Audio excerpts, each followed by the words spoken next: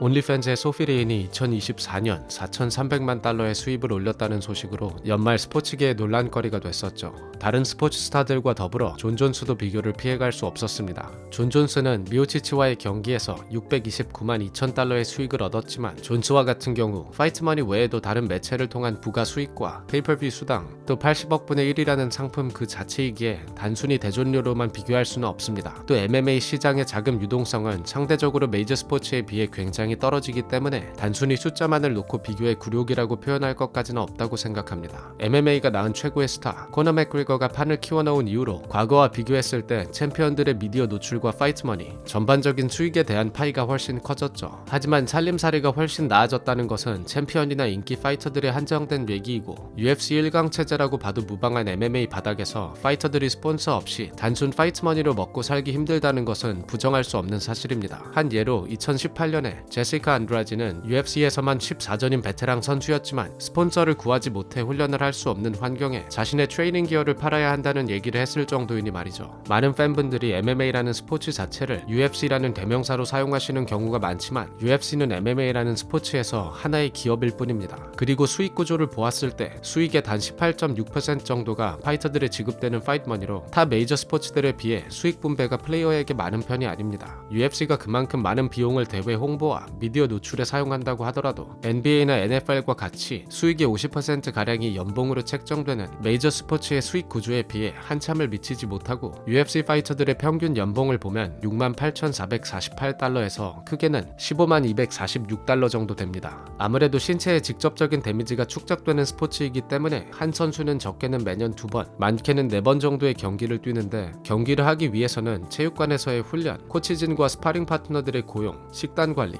부상 치료, 캠프 비용 등 고정 지출이 많은 만큼 단순 파이트머니만으로만 제대로 된 훈련을 하기 어려운 것이 현실입니다. 세계 최고의 무대인 UFC에서의 현실이 이렇다면 중소단체 파이터들의 삶은 어떨지 어렵지 않게 짐작하실 수 있지 않을까 합니다. 그렇기 때문에 보통 파이터들은 격투기 외에 생계 유지 수단으로 다른 직업을 갖는 경우가 꽤나 있습니다. 헤비급 최다 방어 전적을 갖고 있는 선수인 스티브 미오치치는 소방관으로, 록산 모다페리는 영어 선생님으로, 제시카 로스 클락은 바텐더, 제프 닐은 웨이터, 리치 프랭클린은 고등학교 교사로 활동했던 것이 대표적인 예이죠. 그리고 최근 격투기에 부는 새로운 바람으로 많은 여성 파이터들이 온리팬스에 진출을 하며 많은 부가 수입을 벌어들이고 있습니다. 대략적인 통계로 보면 여성 MMA 파이터들은 전체 파이터 중 10에서 25% 정도의 비중밖에 차지하지 않고 있고 최초의 여성 인기 스타였던 론다 로우지나 중국이라는 대륙 그 자체를 등에 업은 장웨일리와 같은 특별한 케이스가 아니라면 꼭 실력뿐만이 아니라 외부적인 인기 요인이 바로 수익으로 연결되는 MMA 판에서 남성 파이터들에 비해 여성 파이터들의 수입은 적을 수밖에 없습니다. 현재까지 가장 높은 파이트머니를 받았던 여성 파이터는 론다 로우지로 아만다 누네스를 상대했던 UFC 207 넘버링 대회에서 300만 달러를 받았지만 두 체급의 벨트를 감았던 역대 최고의 여성 파이터 아만다 누네스는 대전료 10만 달러와 승리 수당 10만 달러, 20만 달러를 대전료로 받았습니다. 경기가 48초 만에 끝났기 때문에 초당 계산을 해보면 로우지는 1초당 62,500달러를 벌었죠. 이처럼 UFC에선 실력이 흥행과 대전료에 꼭 비례하지만은 않습니다. 콜비 코빙턴과 같은 경우 역시 데뷔 초기엔 나름 겸손한 파이터였지만 연승을 달리고 있음에도 지루한 파이팅 스타일로 계약 해지가 되기 일보 직전 괴물이 되는 선택을 했을 정도로 살아남기 위해선 흥행이 중요한 요소일 수밖에 없습니다. 하지만 반대로 마이크 웍이 그렇게 뛰어나지 않았던 론다 로우즈의 성공에는 외모가 중요한 역할을 했습니다. 남성부의 많은 선수들이 섹스임벌인 것처럼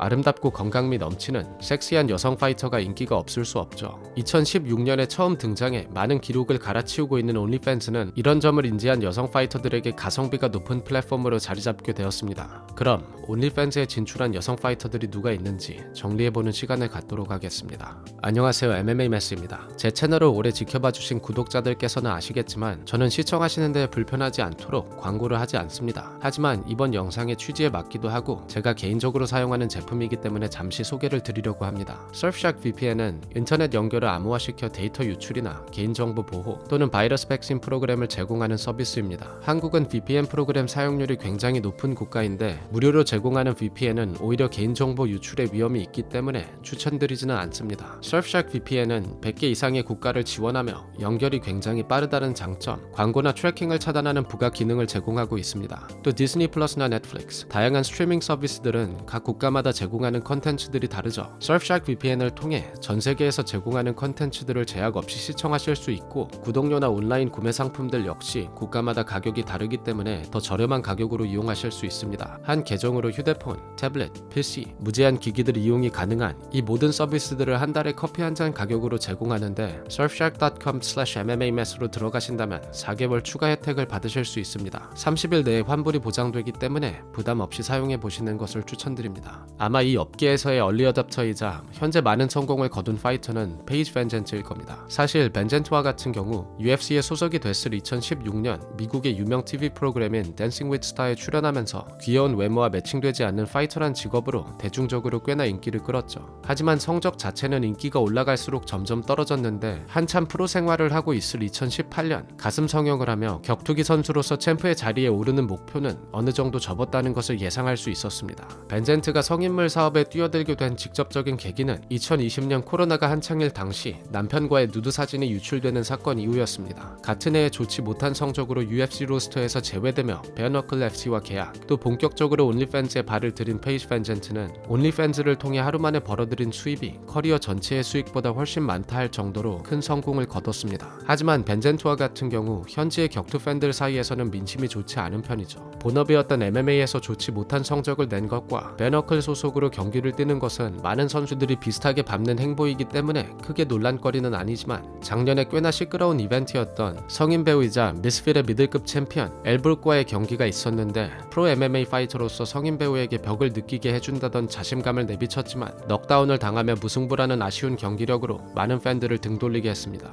이후로는 최근에 UFC가 운영하는 파워슬랩 콘테스트에 참가하는 파격적인 행보를 이어가고 있죠. 성인물 사업에 뛰어든 개인의 선택이 옳다 옳지 않다를 평가하고 싶지는 않습니다. 일단 남의 삶에 혼수를 두기엔 내가 잘 살지 못하고 있고 이미 다 큰 성인이 알아서 결정할 일이라고 생각하는데, 눈이 조금 찌푸려지는 경우가 있기는 하죠. 최근에 주목을 받고 있는 아르헨티나 출신의 여성 파이터 아일린 페레스가 그런 케이스가 아닐까 합니다. 아일린 페레스는 현재 벤텀급을 뛰고 있는 14전 12승 2패의 기록을 가진 브라질 출신의 파이터입니다. 작년에 파리 대회에서 승리를 한 후에 상대의 얼굴에 한 트월킹으로 화제가 된 페레스는 격투 팬으로서 보기 좋은 매너는 아니었던 것 같습니다. 또 승리 후에 한 인터뷰에선 자신의 온리팬스를 구독하라고 당당하게 홍보를 했는데, 뭐 그건 그렇다고 치더라도 현장에 아들이 와 있었다고 합니다. 싱글맘인 페레스는 대회에 아들과 동행하는 모습을 자주 보여주죠. 또 메랍과 코스타 등의 선수들과 친분을 쌓아가고 있는데 아들 앞에서는 좀 보기가 그런 것 같습니다. 아무튼 그것과 상관없이 계속 화제가 되고 있기도 하고, 온리팬즈 역시 높은 수위의 컨텐츠들로 인기는 계속 높아져 갈 것 같습니다.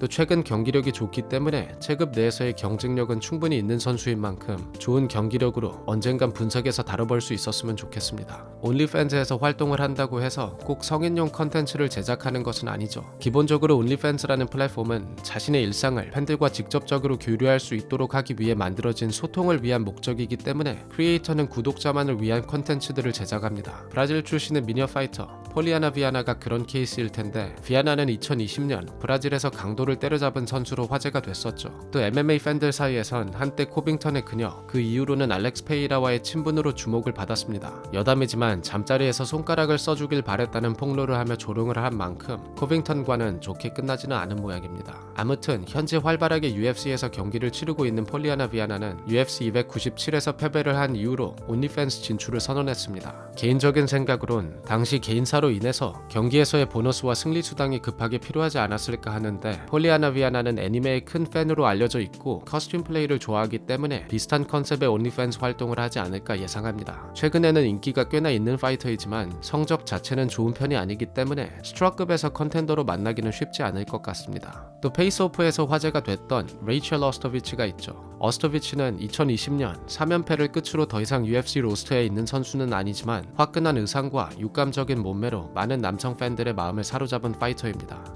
10전 4승 6패, 전반적인 기량이 좋지 못해 UFC에 입성한 지 얼마 지나지 않아 계약이 해지됐죠. 재밌는 점은 UFC에서 페이지 반잔트에게 안바로 서브미션 패배를 한 전적이 있지만 2021년 베어너클 경기에서 만장일치 판정승을 거두며 리벤지에 성공했습니다. 이후로는 격투 커리어에 크게 활동은 없고 온리팬스를 통해 열심히 돈을 벌고 있는 것 같습니다. 마지막으로 얼티밋 파이터 여성부 시즌에 출연했던 펠리스 헤릭이 있습니다. 개인적으로 기대를 했던 파이터이지만 랭커들을 상대로 4연패를 하며 컨텐더 라인에 끼지 못하며 비교적 최근인 2022년 UFC 로스터에서 제외됐습니다. UFC 데뷔 초에 벤젠트에게 패배가 있기도 한데 벤젠트는 여기저기 잘 엮이는 것 같습니다. 이후로는 복싱 경기를 한번 치렀고 딱히 큰 활동은 없었습니다. 펠리스 헤릭과 같은 경우 커리어 내내 금전적인 어려움을 겪었다고 얘기를 했었는데 인터뷰를 보면 MMA를 할 당시 아주 힘들었기 때문에 현재의 수입에 굉장히 만족스럽다고 하고 특이하게도 풋 페리시가 있는 팬들을 상대로 발에 관련된 컨텐츠들이 많다고 합니다. 그 외에도 여러 선수들이 현재 온리팬스에 진출했고 앞으로도 여성 파이터들의 온리팬스 진출은 더욱 많아질 거라고 생각합니다. 여성부에서도 기술적으로 뛰어난 선수들이 많긴 하지만 모든 파이터들에게 최정상의 기량을 기대하기는 힘들고 또 MMA라는 종목 자체가 몸이 많이 상할 뿐만이 아니라 생기 유지를 하기 쉽지 않기 때문에 불법인 것도 아니고 어쨌든 자신이 좋아하는 일에 집중을 할 수 있도록 금전적인 기반을 마련할 수 있는 플랫폼들이 생긴다는 것이 꼭 나쁜 일만은 아닌 것 같습니다. 그럼 시청해주셔서 감사하고 다음엔 분석 영상으로 찾아뵙겠습니다. 시청해주셔서 감사합니다.